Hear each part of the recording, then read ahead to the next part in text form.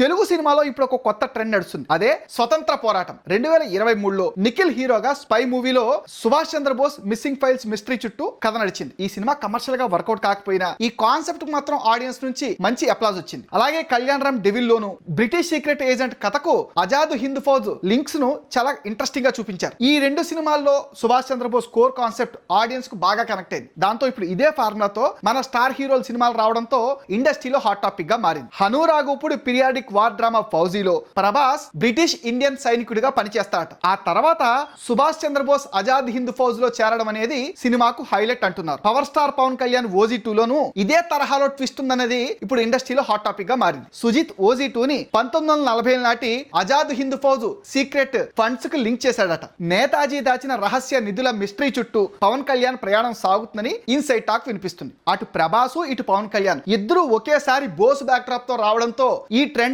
ఇప్పుడు నెక్స్ట్ లెవెల్కి వెళ్ళిపోయింది.